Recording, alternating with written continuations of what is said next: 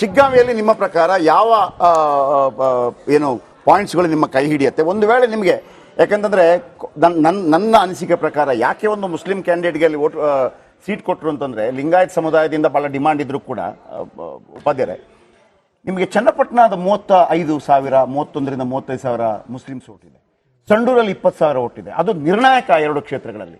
ಒಂದು ವೇಳೆ ಅಲ್ಲಿ ಮುಸ್ಲಿಂಗೆ ಕೊಡದೇ ಇದ್ದಿದ್ರೆ ಖಂಡಿತವಾಗಲೂ ಕುಮಾರಸ್ವಾಮಿ ಒಂದು ಬಾಣ ಬಿಡ್ತಾ ಇದ್ರು ಚನ್ನಪಟ್ಟಣದಲ್ಲಿ. ನೋಡಿದ್ರಾ, ಮುಸ್ಲಿಮರಿಗೆ ಟಿಕೆಟ್ ಕೊಟ್ರ, ಕೊಡಿ ನಾನೇ ನಿಮಗಿರೋದು ಅಂತ ಹೇಳ್ತಾ ಇದ್ರು ಅಂತ ನನಗೆ ಅನ್ಸುತ್ತೆ. ಶಿಗ್ಗಾವಿ ವಿಚಾರದಲ್ಲಿ ಮುಸಲ್ಮಾನರೆಲ್ಲ ಏನು ಸಾರಾಸಗಟಾಗಿ ಕಾಂಗ್ರೆಸ್ ಹಿಂದೆ ಹೋಗಿದ್ದಾರೆ ಅಂತನೂ ಏನಿಲ್ಲ ಸರ್. ಅಲ್ಲಿ ಒಂದು ಪ್ಲಸ್ ಪಾಯಿಂಟ್ ಇವಾಗ ಏನಾಗಿದೆ, ಬಿಜೆಪಿ ಮತ್ತು JDS ಎರಡು ಪಕ್ಷಗಳು ಒಂದು NDA ಮೈತ್ರಿಕೂಟದಲ್ಲಿ ಹೋಗ್ತಿರೋದ್ರಿಂದ ನಮ್ಮಲ್ಲೂ ಹಲವಾರು ಸಾವಿರಾರು ಕಾರ್ಯಕರ್ತರು ಆ ಶಿಗ್ಗಾವಿ ಕ್ಷೇತ್ರದಲ್ಲಿದ್ದಾರೆ. ಮತ್ತು ನಾಗರಾಜ್ ಸರ್ ಒಂದು ಹೇಳಿದ್ರು, ಮುಖ್ಯಮಂತ್ರಿಗಳಾಗಿ ಅವ್ರವ್ರ ಕ್ಷೇತ್ರಗಳನ್ನ ಡೆವಲಪ್ ಮಾಡಿದರೆ ಅದನ್ನು ಒಪ್ಕೊಳ್ಳೇಬೇಕು. ಈವನ್ ಬಸವರಾಜ ಬೊಮ್ಮಾಯಿ ಅವರನ್ನು ಆ ಶಿಗ್ಗಾವಿ ಅಂತ ತಾಲೂಕನ್ನು ತುಂಬ ಚೆನ್ನಾಗಿ ಅಭಿವೃದ್ಧಿ ಮಾಡಿದ್ದಾರೆ. ಎಲ್ಲಾನು ನಾನು 100% ಎಲ್ಲ ಕ್ಷೇತ್ರಗಳು ಅಭಿವೃದ್ಧಿ ಆಗಿದೆ. ಅದು ಅವ್ರು ಹೇಳಿದ್ರಲ್ಲ, ಅವ್ರು ಹೇಳ್ತಿರೋದು ಒಬ್ಬ ಮುಖ್ಯಮಂತ್ರಿ ಆಗಿದ್ದುಕೊಂಡು ಹೆಂಗೆ ಅಭಿವೃದ್ಧಿ ಆಗಬೇಕು ಸರ್. ಯಾವುದೇ ಕ್ಷೇತ್ರಗಳು 100% ಅಭಿವೃದ್ಧಿ ಆಗಿಲ್ಲ ಅಂದ್ರು ಶಿಗ್ಗಾವಿ ಬೊಮ್ಮಾಯಿ ಅವರ ವಿಚಾರದಲ್ಲಿ ತುಂಬಾ ಅದ್ಭುತವಾಗಿ ಆ ಕ್ಷೇತ್ರವನ್ನು ಅಭಿವೃದ್ಧಿ ಪಡಿಸಿದ್ದಾರೆ. ಮತ್ತೆ ಪ್ಲಸ್ ಪಾಯಿಂಟ್ ಸರ್ ಮಾಡಿದೀನಿ ಸರ್. ಪ್ಲಸ್ ಪಾಯಿಂಟ್ ಏನಂದ್ರೆ, ಬಿಜೆಪಿ ಮತ್ತೆ ಜಾತ್ಯತೀತ ಜನತಾದಳ ಎರಡು ಪಕ್ಷಗಳು ಒಟ್ಟಿಗೆ ಅಲ್ಲಿ ಈ ಬಾರಿಯಲ್ಲಿ ಚುನಾವಣೆಗೆ ನಿಂತಿರೋದ್ರಿಂದ ಒಂದು ಯಂಗ್ಸ್ಟರ್ ಭರತ್ ಬೊಮ್ಮಾಯಿ ಅವ್ರ ತಂದೆ ಜೊತೆ ಇದ್ದು ಸಾಕಷ್ಟು ಆ ಕ್ಷೇತ್ರನ ಸುತ್ತಾಡಿದ್ದಾರೆ. ಯಾರ ವಿಚಾರದಲ್ಲೂ ಅಲಿಗೇಷನ್ ಯಾರ ವಿಚಾರದಲ್ಲಿ ಇದೆ ಇಲ್ಲ ಅಂತ ಕ್ಷೇತ್ರವನ್ನ ಸುತ್ತಾಡಿ ಬಂದಿರೋದಂಗೆ ಶಿಗ್ಗಾವಿನಲ್ಲಿ ಮುಸ್ಲಿಂ ಓಟ್ಗಳು ಬಿಜೆಪಿಗೆ ಬೀಳಷ್ಟು ಕಾಂಗ್ರೆಸ್ ಬೀಳಲ್ಲ. ಒಪ್ಕೊಳ್ತೀರಾ? ಖಂಡಿತವಾಗ್ಲೂ ಒಪ್ಕೊಳ್ಳೋ ಮಾತನ್ನ ಈ ಬಾರಿ ಹೇಳ್ತಾ ಇದ್ದೀನಿ. ಒಂದೊಂದು ಬ್ರೇಕಿಂಗ್ ಬರ್ತಾ ಇದೆ.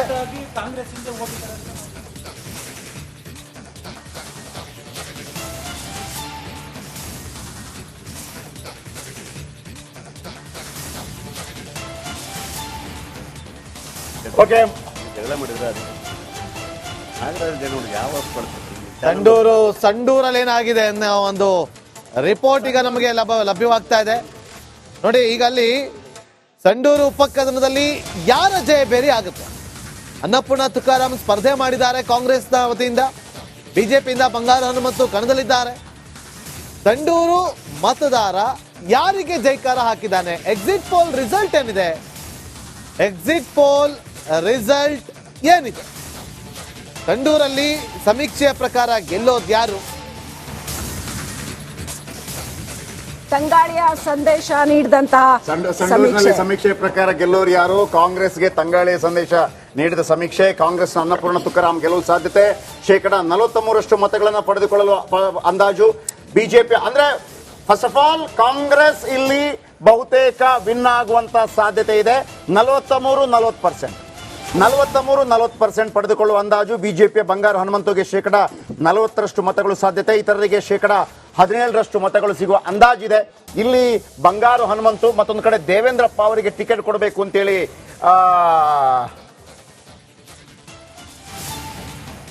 ಶ್ರೀರಾಮುಲು ಬಹಳ ಉತ್ಸುಕರಾಗಿದ್ರು, ಆದ್ರೆ ಸಿಗಲಿಲ್ಲ. ಶ್ರೀರಾಮುಲು ಒಂದು ಲೆಕ್ಕದಲ್ಲಿ ಕಾಣ್ತಾನೂ ಇರಲಿಲ್ಲ ದೊಡ್ಡ ಮಟ್ಟದಲ್ಲಿ ಆ ಕ್ಷೇತ್ರಗಳಲ್ಲಿ. ಯಾಕಂದ್ರೆ ಜನಾರ್ದನ್ ರೆಡ್ಡಿ ಅವರು ಬಂಗಾರ ಹನುಮಂತು ಅವರಿಗೆ ದೇವೇಂದ್ರಪ್ಪಗೆ ಕೊಡಬೇಕು ಅಂತೇಳಿ ಶ್ರೀರಾಮುಲು ಅವರು. ಆಮೇಲೆ ಕಾರ್ತಿಕ್ ಗೋರ್ಪಡೆ ಅಂತ ಅಲ್ಲಿ ಯುವ ಉದ್ಯಮಿ ಇದ್ದಾರೆ, ಗೋರ್ಪಡೆ ಫ್ಯಾಮಿಲಿ, ಅವರದೊಂದು ಕಂಪನಿ ಇದೆ ಅಲ್ಲಿ, ಅದರಲ್ಲಿ 30,000 ವರ್ಕರ್ಸ್ ಇದ್ದಾರೆ. ಆ ಕಾರ್ತಿಕ್ ಗೋರ್ಪಡೆಗೂ ಕೂಡ ದೇವೇಂದ್ರಪ್ಪ ಅವರಿಗೆ ಕೊಡಬೇಕು ಅಂತ ಬಹಳ ಆಸೆ ಇತ್ತು. ನಾವು ಅದನ್ನೇ ಚರ್ಚೆ ಮಾಡಿದ್ವಿ. ಆದ್ರೂ ಕೂಡ 3% ಅನ್ನೋದು ದೊಡ್ಡ ವಿಚಾರ ಏನಲ್ಲ, ಏನ್ ಬೇಕಿದ್ರು ಆಗಬಹುದು. ಏನೇ ಆದ್ರೂ ಕೂಡ ಸಂಡೂರಿನ ಚುನಾವಣೆ ಈ ಸಾರಿ ಜನಾರ್ದನ ರೆಡ್ಡಿ ವರ್ಸಸ್ ಸಂತೋಷ್ ಲಾಡ್ ಅನ್ನುವಂಥದ್ದೇ. ನೀವು ಯಾರ ಹೆಸರು ಹೇಳಿ ಏನೇ ಮಾಡಿ, ಅಫ್ಕೋರ್ಸ್ ತುಕಾರಾಮ್ ಅವರು ಕೆಲಸ ಮಾಡಿದ್ದಾರೆ, ಅವ್ರಿಗೆ ಪ್ರಭಾವ ಚೆನ್ನಾಗಿದೆ ಅಲ್ಲಿ. ಅನ್ನಪೂರ್ಣ ತುಕಾರಾಮ್ ಕೂಡ ಸಾಕಷ್ಟು ಆಕ್ಟಿವ್ ಆಗಿದ್ದಾರೆ. ಅಟ್ ದ ಸೇಮ್ ಟೈಮ್ ಬಂಗಾರು ಅನ್ನುವಂಥ ಅವ್ರಿಗೂ ಕೂಡ ಬಹಳ ಒಳ್ಳೆ ಕ್ಲೀನ್ ಇಮೇಜ್ ಇದೆ. ನೀವು ರೆಡ್ಡಿ ಅವರ ಬಗ್ಗೆ ಅಬ್ಜೆಕ್ಷನ್ಸ್ ಎತ್ತಿದ್ರೆ ಅಭ್ಯರ್ಥಿಗೆ ಕ್ಲೀನ್ ಇಮೇಜ್ ಇದೆ ಅಲ್ಲಿ. At the same time Reddy ಮತ್ತು ಸಂತೋಷ್ ಲಾಡ್ ನಡುವಿನ ಪ್ರತಿಷ್ಠೆ ಇದೆಯಲ್ಲ, ಅದು ಸಂಡೂರು ಅಂತಂದ್ರೆ ದೊಡ್ಡ ರಿಸೋರ್ಸ್. ಅದು ಗಣಿಗಳ ನಾಡು, ಗಣಿನಾಡಿನ ಆಧಿಪತ್ಯ ಯಾರ ಕೈಯಲ್ಲಿ ಇರುತ್ತೆ ಅನ್ನೋದು ಸಂತೋಷ್ ಲಾಡ್ ಅವ್ರಿಗೂ ಹಾಗೂ ಜನಾರ್ದನ್ ರೆಡ್ಡಿ ಅವ್ರಿಗೂ ಈಕ್ವಲಿ ಅದು ಇಬ್ರಿಗೂ ಕೂಡ ಅತ್ಯಂತ ಅನಿವಾರ್ಯ. ಹಂಗಾಗಿ ಅದನ್ನು ಉಳಿಸ್ಕೊಳ್ಳೇಬೇಕಾದಂತ ಅನಿವಾರ್ಯತೆನಲ್ಲಿ ಇಬ್ರು ಇದ್ದಾರೆ. ಉಪಾಧ್ಯ ಸರ್, ಅಲ್ಲ ಗಣಿಲಿ ಏನಾದ್ರು ಉಳಿದಿದೆಯಲ್ಲ ಲೂಟಿ ಮಾಡಿದ್ಮೇಲೆ ಇನ್ನೂ ಏನೋ ಉಳಿದಿದೆಯಾ ಅಂತ. ಒಂದು ಪಾಯಿಂಟ್ ಸರ್, ಅಲ್ಲಿ ಬಹಳ ಮುಖ್ಯವಾಗಿ Very rich. ಒಂದು ಪಾಯಿಂಟ್, ಲಿಂಗಾಯತ ವಾಲ್ಮೀಕಿ ಸಮುದಾಯ ಅಲ್ಲಿ ಬಹಳ ಪ್ರಭಾವಶಾಲಿ ಆಗಿರುವಂತದ್ದು. ಸಾಧಾರಣವಾಗಿ ನಮ್ಮ ಒಂದು ಅನಿಸಿಕೆ ಇದೆಯಲ್ಲ, ಈ ಅಹಿಂದ ಮತಗಳು ಕಾಂಗ್ರೆಸ್ಗೆ ಹೆಚ್ಚು, ಲಿಂಗಾಯತ್ ಮತಗಳು ಬಿಜೆಪಿಗೆ ಹೆಚ್ಚು, ಅಂದ್ರೆ ಕಂಪ್ಲೀಟ್ ಅಂತಲ್ಲ, ಒಂದು ಒಕ್ಕಲಿಗ ಮತಗಳು JDSಗೆ ಹೆಚ್ಚು. ಆದರೆ ಅಲ್ಲಿರುವಂಥ ಲಿಂಗಾಯತ ಮತಗಳು ಸ್ವಲ್ಪ ಸಂತೋಷ್ ಲಾಡ್ ಜೊತೆ ಹೋಗುತ್ತೆ ಅನ್ನುವಂಥ ವಿಚಾರ. ನಿಮ್ಮ ನಿರೀಕ್ಷೆ ಪ್ರಕಾರ ಅಲ್ಲಿ ನಡೆದಿರುವಂಥ ಚುನಾವಣೆಗಳನ್ನು ಗಮನಿಸಿದ್ರೆ ಇಲ್ಲಿ ಹೊರಗಿನವರು ಅಂತ ಬಂಗಾರ ಲಕ್ಷ್ಮಣಗೂ ಬರುತ್ತೆ, ಬಂಗಾರ ಹನುಮಂತಗೂ ಬರುತ್ತೆ, ಬಂಗಾರ ಹನುಮಂತಗೂ ಹೊರಗಿನವರಲ್ಲ, ವಿಜಯನಗರದವರೇ. ಮೊನ್ನೆ ತನಕ ಒಂದೇ ಜಿಲ್ಲೆ ಅಲ್ಲ, ಒಂದು 10 ಕಿಲೋಮೀಟರ್ ದೂರ ಇದ್ರು ಹೊರಗಿನವರಾಗ್ಬಿಟ್ಟಿದ್ದಾರೆ.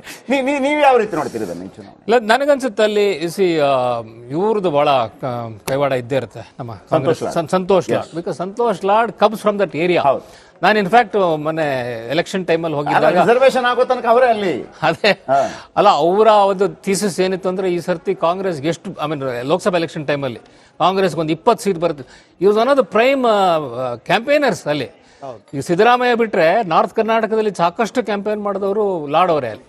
ಸೊ ಅವರಿಗೊಂದು ಹೋಲ್ಡ್ ಇದೆ ಅಲ್ಲಿ. ಅದರಿಂದ definitely he would work for his party candidate. ಮತ್ತೆ Tukaram himself is a good hold over that.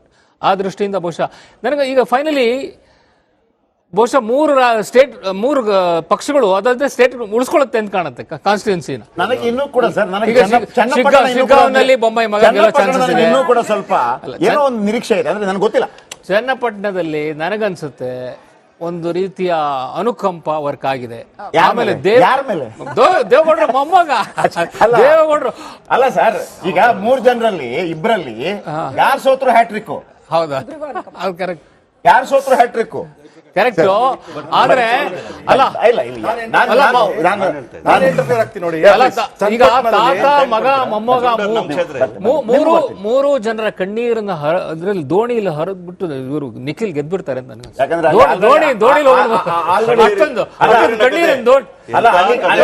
ಅವತ್ತು ನೀರಿನ ಕಥೆನೆ. ಒಂದು ಇಗ್ಗಲೂರು ಕೆರೆ CP ಯೋಗೇಶ್ವರ್ ಇದ್ದಾಗ ನೀರು ತುಂಬಿಸಿದ್ದು. ಕಣ್ಣೀರ್ ಹರಿಸಿದ್ರೆ CP ಯೋಗೇಶ್ವರ್ ರೈತರಿಗೆ ನೀರ್ ಹರಿಸಿದ್ದಾರೆ. ಗೊತ್ತಿಲ್ಲ ಏನಾಗುತ್ತೆ ಗೊತ್ತಿಲ್ಲ.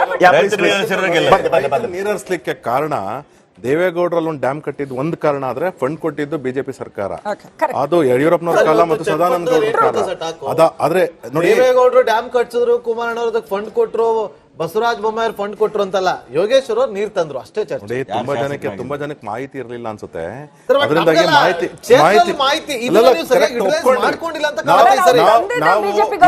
ಇದನ್ನೇ ನಾನು ಹಳ್ಗಲಿಯಲ್ಲ. ಏನು ಅಂತಂದ್ರೆ ಶಾಸಕರಾಗಿ ಯಾವ ಕೆಲಸನ ಮಾಡಬೇಕಾಗಿತ್ತು, ನೀರು ಹರಿಸ್ತಕ್ಕಂಥ ಕೆಲಸನ ಮಾಡಿದ್ರು ಅವರು. ಅದನ್ನೇ ನಾವು ಅಲ್ಗಲಿಯಲ್ಲ. ಆದ್ರೆ ಅದಕ್ಕಿಂತ ಪ್ರಮುಖವಾಗಿ ಪಕ್ಷದಿಂದ ಪಕ್ಷ ಜಂಪ್ ಮಾಡಿದ್ದಾರೆ. ವ್ಯಕ್ತಿಗೆ ನೋಡಿ, CP ಯೋಗೇಶ್ವರ್ ಬಗ್ಗೆ ಅಷ್ಟೇ ಕಾಂಟ್ರವರ್ಸೀಸ್ ಇದೆ. ಯಾವ ರೀತಿ ಅವ್ರ ಮನೇನ್ ಕೆಡಿಸ್ಕೊಂಡಿದ್ದಾರೆ, ಅದಾದ್ಮೇಲೆ ಮೆಗಾ ಸಿಟಿನ ಸ್ಕ್ಯಾಮ್ ಮಾಡಿದ್ದಾರೆ.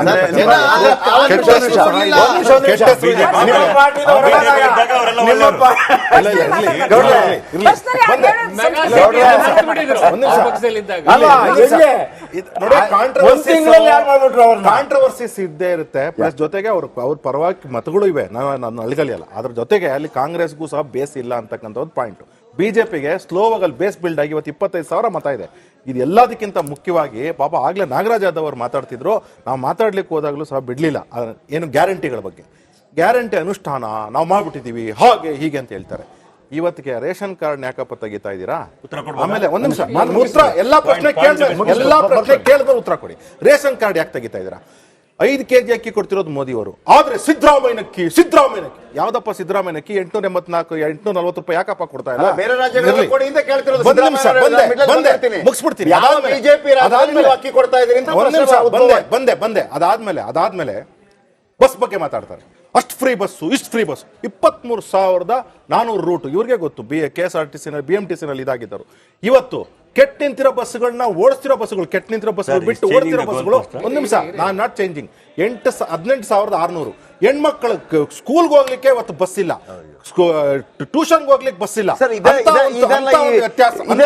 ಈ ಚುನಾವಣೆಯಲ್ಲಿ ಅಲ್ಲ, ಅದಾಗಿದೆ ಚನ್ನಪಟ್ಟಣದಲ್ಲಿ. ಅದು ಅವ್ರ ಗ್ಯಾರಂಟಿ ಅಂತೀರಲ್ಲ, 3 ಚುನಾವಣೆಗಳಲ್ಲಿ ಆಗಿದೆ.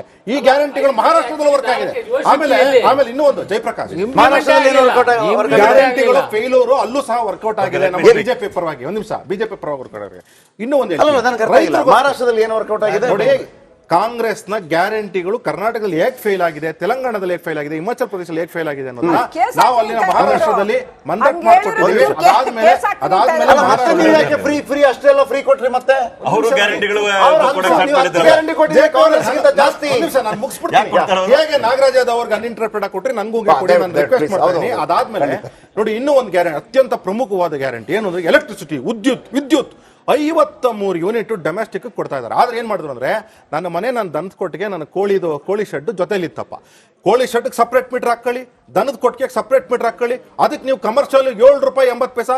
ನನಗೇನ್ ಸೇವ್ ಆಯ್ತು ₹300. ನಾನು ಇವತ್ತು ನನ್ನಿಂದ ₹800 ಕಿತ್ತರೊಬ್ಬ ರೈತ ನಾನು. ಇಂತಹ ಒಂದು ಕೆಲಸನ ಕಾಂಗ್ರೆಸ್ ಸರ್ಕಾರ ಗ್ಯಾರಂಟಿಗಳ ಹೆಸರುಗಳು ಮಾಡ್ತು. ಇದು ಇನ್ನೊಂದು ಜೊತೆಗೆ ಹೇಳ್ಬಿಡ್ತೀವಿ. ಗೃಹಲಕ್ಷ್ಮಿ ಇವತ್ತು ಹೇಳಿದ್ದೇನು, 1,17,00,000 ಜನಕ್ಕೆ ಕೊಡ್ತೀವಿ ಅಂತ ಹೇಳಿ. ಎಷ್ಟು ಜನಕ್ಕೆ ಕೊಟ್ಟಿದ್ದೀರಾ ಅಂತ ಅಂದ್ಬಿಟ್ಟು ಅದೇನು ನೋಡ್ಕೊಂಡು ಹೇಳಿ.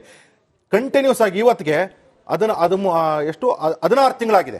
ಇವತ್ತು ಕಳೆದ ಆಗಸ್ಟ್ ಇಂದ ಇವತ್ತರೆಗೂ 16 ತಿಂಗಳ ಕಂತು. 16 ತಿಂಗಳು ಎಷ್ಟು ಜನಕ್ಕೆ ಬಂತು? ಹಬ್ಬ ಅಂದ್ರೆ 17 ಲಕ್ಷ ಜನಕ್ಕೆ ಬಂದಿಲ್ಲ. ಕಂಟಿನ್ಯೂಸ್ ಆಗಿ. ನಾನು ಹೇಳ್ತಿಲ್ಲ, ನಿಮ್ ಸ್ಟಾಟಿಸ್ಟಿಕ್ಸ್ ಹೇಳ್ತಿರೋದು.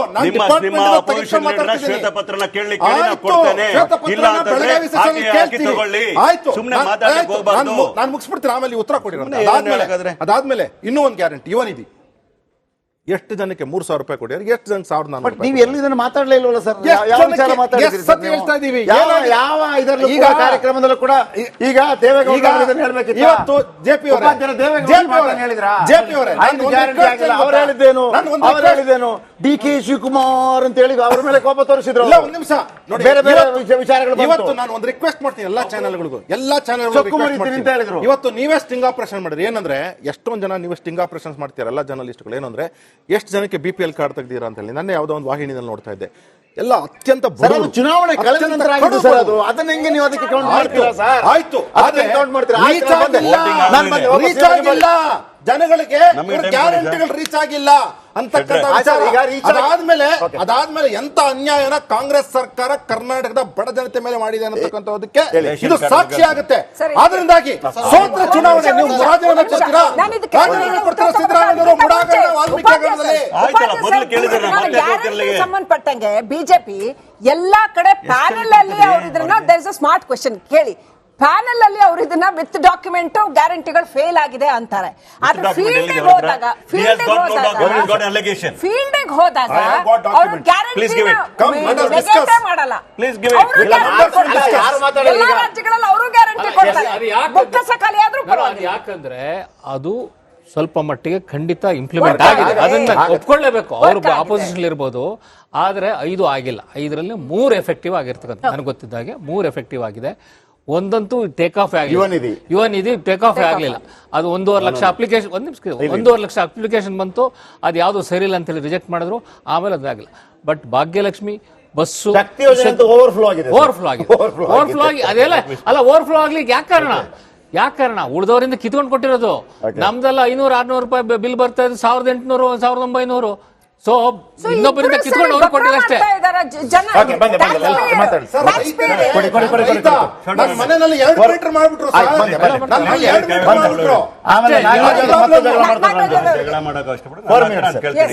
ಮಾತಾಡ್ಲಿಲ್ಲ. ಇವ್ರು ಮಾತಾಡ್ತಾ ಹೇಳ್ತಾ ಇದ್ರು ಗ್ಯಾರಂಟಿಗಳ ಬಗ್ಗೆ ಮಾತಾಡ್ತಾರೆ. ಒಂದ್ ಕಡೆ ಗ್ಯಾರಂಟಿ ಹೇಳ್ತಾರೆ, ಒಂದ್ ಕಡೆ ರೇಷನ್ ಕಾರ್ಡ್ಗಳು ಕಿತ್ಕೊಬಿಟ್ರು ಅಂತ. ನಾನ್ ನಿಮ್ನ ಕೇಳ್ತಾ ಇದ್ದೀನಿ, ನೀವು ಕೂಡ ಜವಾಬ್ದಾರಿತ ಮಾತಾಡಬೇಕಾಗ್ತದೆ. ಆಡಳಿತದಲ್ಲಿದ್ದಂಥವರು ಕೂಡ, ನೀವು ಕೂಡ ಈ ರಾಜ್ಯದಲ್ಲಿ 4 ಬಾರಿ ಮುಖ್ಯಮಂತ್ರಿ ಆದವರು ಯಡಿಯೂರಪ್ಪನವರು ಕೂಡ ಇದ್ದಾರೆ, ಬೊಮ್ಮಾಯಿ ಅವರಿದ್ದಾರೆ, ಸದಾನಂದ ಗೌಡರು, ಜಗದೀಶ್ ಶೆಟ್ಟರ್ ಕೂಡ ಇದ್ದಾರೆ. ಎಲ್ಲರೂ ಜೀವಂತವಾಗಿರ್ತಕ್ಕಂಥ ಜನ ಇದ್ದಾರೆ. ಇನ್ನೂ ಕೂಡ ಅವ್ರು ಏನು ಮಾಡಿದ್ರು, ಇವತ್ತು 20-30% ಕಾರ್ಡ್ಗಳು ಅದು ಅನರ್ಹರಿಗೆ ಸಿಕ್ಕಿರ್ಬೇಕಾದ್ರೆ ಅದನ್ನ ನಾವು ತಿಳಿಗೊಳಿಸಬೇಕು ಅಂತ ಮಾಡ್ತಾ ಇರಬೇಕಾದ್ರೆ ನಿಮ್ಗೆ ಯಾಕೆ ಅನರ್ಹರ ಬಗ್ಗೆ ಅಷ್ಟೊಂದು ಲವ್? ಯಾಕೆ ಎಲೆಕ್ಷನ್ ಟೈಮ್ಗೆ ಸೇರಿಸ್ಕೊಂಡಿದ್ದೀರಾ ನೀವು? ನಿಮ್ಮ ಕಾರ್ಯಕರ್ತರು 60,000 ಬಾಡಿಗೆ ಬರ್ತಿದೆ, 1.5 ಕೋಟಿ ಲೋನ್ ತಗೊಂಡು ಏನ್ ಮಾತಾಡ್ತೀರಾ? ಆ ಅರ್ಹರಿಗೆ ಯಾಕೆ ಕೆಲಸ ಮಾಡ್ತೀರಾ? ಅರ್ಹರಿಗೆ ಯಾಕೆ ಕೆಲಸ ಮಾಡ್ತೀರಾ? ಬಡವರಿಗೆ ಯಾಕೆ ಕೆಲಸ ಮಾಡ್ತೀರಾ? ದಲಿತರಿಗೆ ಯಾಕೆ ಕೆಲಸ ಮಾಡ್ತೀರಾ? ಹಿಂದುಳಿದರಿಗೆ ಯಾಕೆ ಕೆಲಸ ಮಾಡ್ತೀರಾ? ಹಿಂದುಳಿದರಿಗೆ ಯಾಕೆ ಕೆಲಸ ಮಾಡ್ತೀರಾ?